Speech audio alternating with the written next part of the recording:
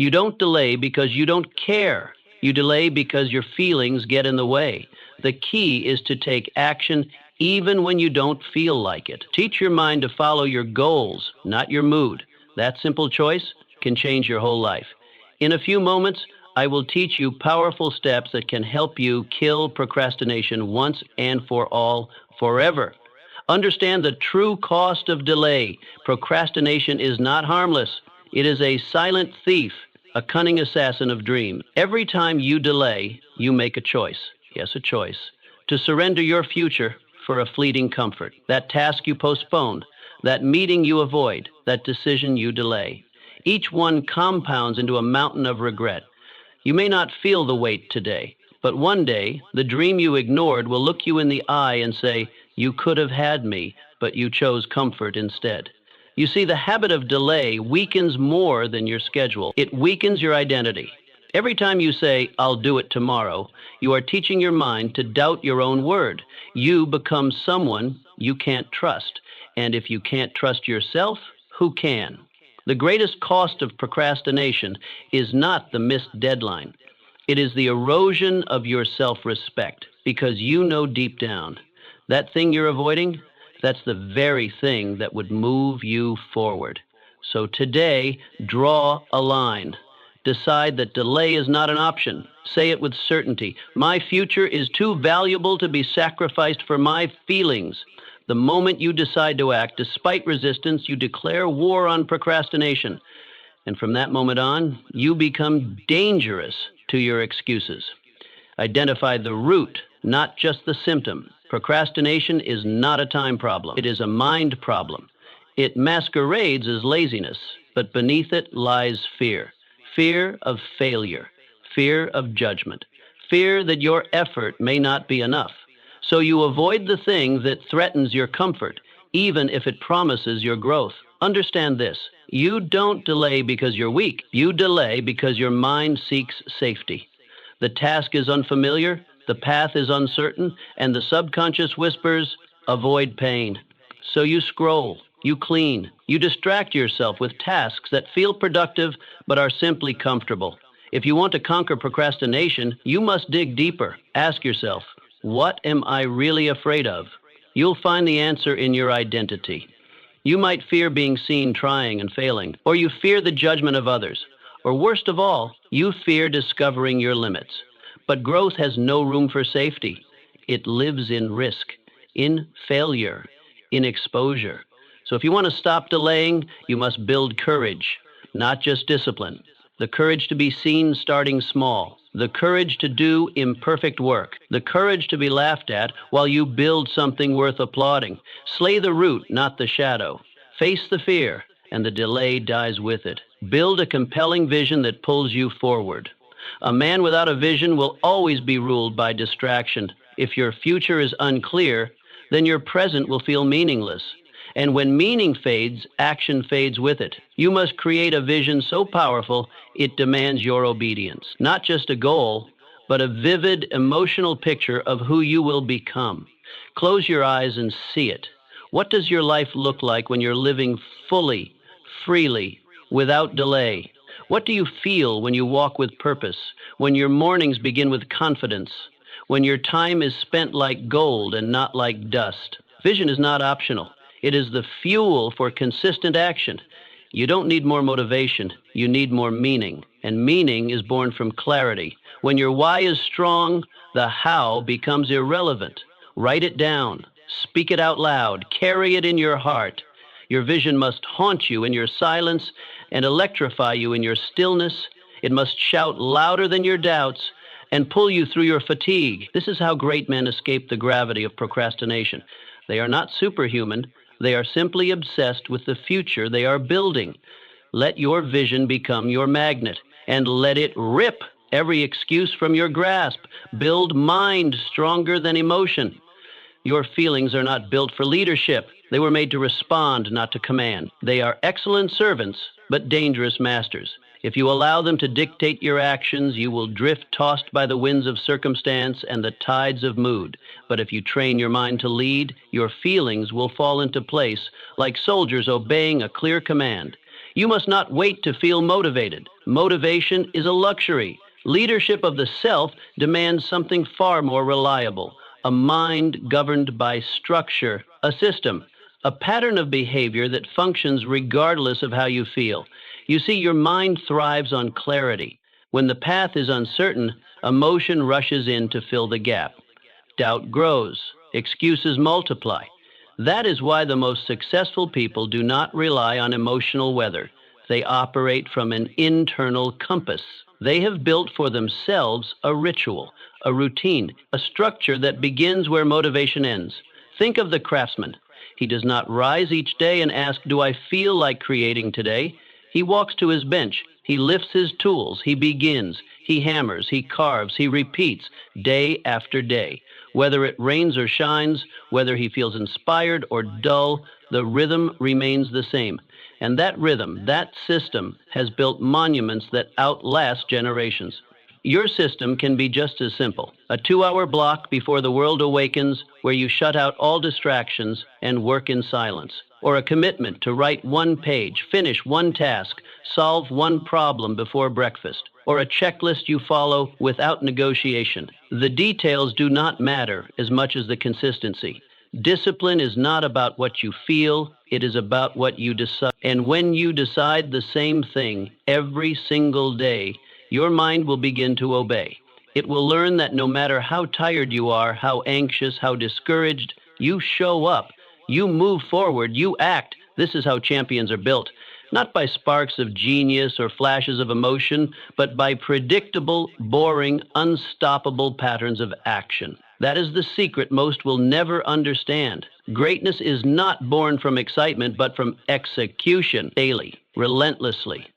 So build a system that outlives your doubt, one that works in the dark, one that functions in failure, one that continues when you would rather quit.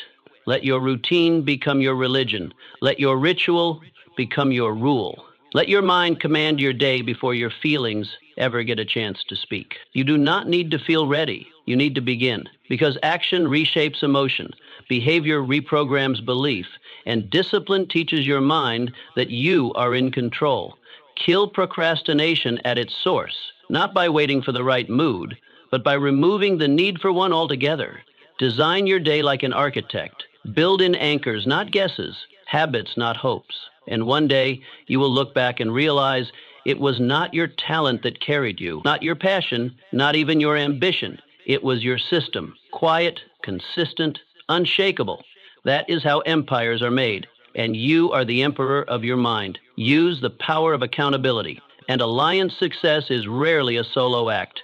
It may begin in solitude, with a vision whispered in the quiet corners of your mind, but it is completed in partnership. The greatest transformations do not happen alone. They happen in alliance, in shared ambition, in voices that echo your purpose back to you when you begin to forget. Isolation may feel safe, but it is a breeding ground for procrastination. In the absence of accountability, delay becomes comfortable. Excuses go unchallenged. You become too understanding of your own weakness, and in time, your dream begins to decay, not because it was impossible, but because it was unattended. Partnership changes that. True partnership, rooted in mutual hunger and unwavering honesty, destroys delay. When you link arms with someone who shares your standard, your urgency, your fire, you double your strength and half your doubts. The moment you speak your goal aloud to someone who believes in you, it becomes real, tangible. You no longer carry your vision alone. You are now seen, watched, expected, believed in, and with that belief comes a sacred responsibility, not only to yourself, but to the one who holds space for your success. Your word becomes a contract, not a wish. Accountability is the bridge between intention and action. It is the mirror that reflects not who you pretend to be, but who you truly are in your follow-through. It exposes your excuses, it reveals your patterns, and in doing so, it empowers your change. But accountability alone is not enough.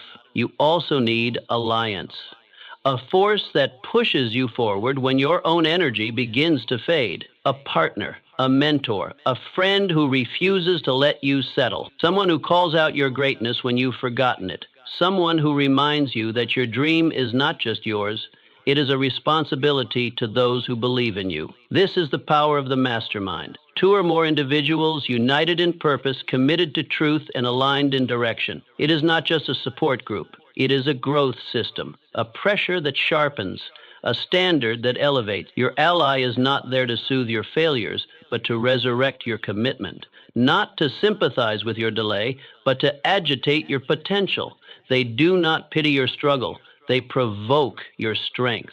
Find that person. And if you cannot find them, become that person for someone else. And in doing so, attract them. Energy attracts likeness. When you live in discipline, speak with conviction, and move with clarity, you will magnetize others who do the same. This is how you eliminate procrastination.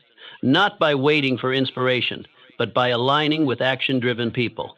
Not by motivating yourself in solitude, but by committing publicly to your mission. Procrastination thrives in secrecy. It dies in the light of shared commitment. When you walk with the driven, you cannot help but move. When your circle is in motion, you will be pulled forward, even on your weakest days. This is not theory. It is spiritual law. As it is written, iron sharpens iron, so a man sharpens the countenance of his friend. So do not wander the path to greatness alone. Form your own alliance. Call it what you will, a brotherhood, a sisterhood, a covenant of excellence. Build it not on comfort, but on truth, not on flattery, but on fire. Hold each other to standards that scare you. Speak the language of growth, and make no room for smallness. Because when you align with others who refuse to delay, you will find yourself advancing consistently, confidently, with compounding force. Not by accident, not by burst of passion, but by a bond forged in purpose. You will no longer procrastinate because now your destiny is not a solo burden. It is a shared mission, a mutual climb, a sacred pact. Do this, and you will never delay what you were born to become again. Master the art of starting small. From a distance, the mountain of your goals looks impossible. The peak is hidden by clouds, the journey seems endless, and your mind begins to whisper, why bother? This is the illusion of magnitude. When you stare too long at the size of the mission, fear begins to build its house in your heart. But here is the truth. The mountain is only a staircase, one step stepped upon another. And no one climbs a staircase by jumping to the top. They take the first step, then the next, and eventually the peak comes into view, not because it shrunk, but because you grew. The secret is this: do not try to finish it. Just start it. Begin with the smallest step imaginable. Write one sentence. Take one breath. Do one push-up.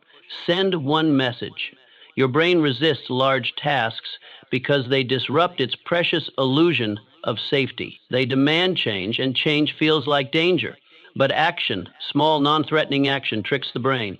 Once in motion, energy begins to flow. Momentum starts to build. Clarity starts to form. You stop thinking and start doing. And with every step, your identity shifts from someone who wants to someone who does. Train yourself to ignore the overwhelming scope of the mission. Don't stare at the whole staircase. Focus only on the next rung. If you look too far ahead, you will imagine difficulty that hasn't even arrived. But if you act now, even in weakness, even in fear, you gain power. Act imperfectly. Act inconsistently. But above all, act repeatedly. Repetition is the sculptor of momentum. One action may feel small, but repeat it, it becomes a river cutting through stone. You do not need to write the whole book, just the first sentence. You do not need to conquer the entire workout, just one rep. You do not need to dominate your industry, just speak to one soul. The first movement is sacred. It is not small. It is the unlocking of the entire journey, because that single step tells your mind action is possible. And once you believe that action is possible, belief begins to blossom. Belief is not born from affirmation. It is born from evidence. And nothing provides better evidence than motion. You begin to say, I can do this, not because someone told you, but because you just did. Even if it was small, even if it was messy, you did it. And belief is fire. It burns through hesitation. It melts delay. It turns desire into discipline. When you believe in your ability to move, procrastination loses its grip. All great builders began with one brick. They didn't wait until the entire plan was perfect. They laid the first stone, then another, and eventually cathedrals. All champions began with one decision, one moment of motion, one choice to start while others waited. Your power lives there, in that first decision. The one that doesn't wait for motivation or comfort or perfect conditions, the one that says, I move anyway. Master this, the first movement. Because once you master the start, momentum becomes your ally. It pushes you forward. It lowers resistance. It creates its own rhythm. What once felt impossible now becomes automatic. Your enemy is not the size of the mountain, it is your hesitation at the base. But the moment you move, the mountain shrinks, and the climb becomes a dance. Do not dream of reaching the top. Dream of taking the next step, and then take it. The staircase is waiting. The bricks are ready. The fire is inside you. Begin, and let motion do the rest. Break the addiction to perfection. Perfection is the enemy of progress. It is a thief dressed in ambition. It whispers lies that sound noble. Wait until it's flawless. Don't begin until it's polished. You must get it right before you're worthy. But the truth is this: nothing great was born perfect. Every masterpiece began as a mess. Every symphony started as a note. Every book as a rough sentence. Every castle as a crude sketch on parchment. You do not delay. You delay because you are afraid. Afraid that what you produce will fall short of the ideal you hold in your mind. But what is good enough to a man who is still growing? What is perfect to a person whose standard evolves with every step forward? The seed does not resemble the tree. The sketch does not mirror the sculpture. The draft does not echo the final masterpiece. And yet, all are required. All are part of the journey. So begin. Begin ugly. Begin unprepared. Begin afraid. But begin. Give yourself permission to be a beginner, to stumble, to fall, to create something embarrassingly rough. Because in that roughness lies potential, and in that potential lives greatness. But you will never find it by standing still. The pursuit of perfection delays the joy of progress. It kills momentum. It steals time. And time once lost cannot be recovered. If you wait for perfect, you will wait forever. Excellence is not a product of hesitation. It is born in motion, in revision, in persistence. The stone is not shaped by thinking about the strike. It is shaped by the hammer that lands again and again. And so you must become that hammer. Relentless, repetitive, refined over time. You don't get to your best work by thinking about it. You get there by doing your worst work first. Then you shape, then you edit, then you refine. Think of the great inventors, the builders, the artists of the ages. Did they wait until every detail was perfect before they began? No. They started, they experimented, they failed, and they tried again. Thomas Edison failed over 1,000 times before the light bulb. Michelangelo spent 4 years painting a ceiling, correcting, repainting, adjusting, turning imperfections into awe. Progress is your weapon against perfection. When perfection says not yet, progress says try anyway. When perfection says you're not ready, progress replies that's how I become ready. You must learn to respect the unfinished, honor the attempt, praise the messy middle, because it is the raw, imperfect act that teaches you more than theory ever could. Each step you take, even the flawed ones, carves a path forward. Every page written, every brush stroke, every spoken word, no matter how clumsy, is a vote for growth. So forget flawless. Choose finished.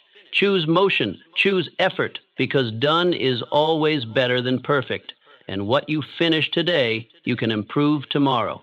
But what you never begin remains forever trapped in the prison of potential. Do not let perfection become your excuse. Let action become your proof, because in the end, you will not be remembered for what you planned, but for what you built. Not for what you dreamed, but for what you delivered.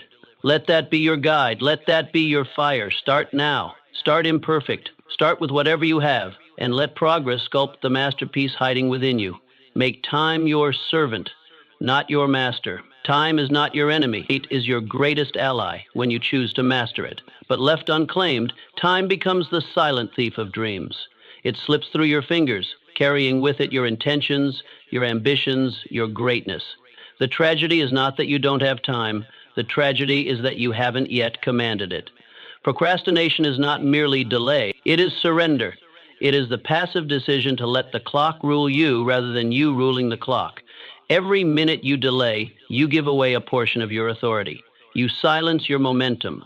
You make room for doubt to creep in. But here is the truth. The successful do not find more hours in the day. They are given the same 24. What separates them is not time, but intention. They assign their hours like generals assign troops. Every block has a mission. Every minute has an order. They do not wander through their days. They direct them. You must reclaim your time. You must own your schedule as if it were your bank account, because time is wealth. Every hour you waste is a withdrawal. Every block you invest with purpose is a deposit into your future. Start by looking at your day not as a blur of obligations, but as a canvas for legacy. If you want to write a book, set the hour. If you want to build a business, mark the time. If you want to heal your body, schedule the ritual. Do not hope you will find time. That is a myth. Time is not found, it is made. Those who wait for time to show up will always be waiting. But those who decide how to spend it become the architects of their lives. Block your time with boldness. Treat your calendar as sacred. Do not fill it with distractions and then wonder where your life went. You must declare your priorities with ink, not intention, because until it is scheduled, it is just a wish. The moment you begin assigning your time, something incredible happens. Your mind begins to follow. Your body rises to meet the plan. The fog of indecision lifts. You no longer ask, "What should I do today?" because the answer was already chosen by your higher self. And each time you follow through on that choice, you strengthen your identity. You become someone who keeps their word, not just to others, but to yourself. That self-trust compounds. It becomes confidence. It becomes clarity. It becomes a life that moves forward. Time becomes your servant the moment you tell it what to do. When you give your time direction, you eliminate one of the most toxic lies you've been told. I don't have time. You do have time. You have exactly what the greats had. What changed the world, but built empires. What wrote the books you admire. What shaped the lives you envy. You have 24 hours. What you lack is not time, but command. Do not let your days happen to you. Declare them, shape them, name them before they begin. Say, this hour is for creation. This block is for movement. This moment is for reflection. And watch how your life begins to obey the language of your leadership. Most people treat time like sand. They watch it fall, they feel it slip, and they mourn its loss. But time is not sand. Time is clay. It can be shaped. It can be molded. It becomes what you instruct it to become. The lazy inherit a full day and spend it with nothing to show. The disciplined inherit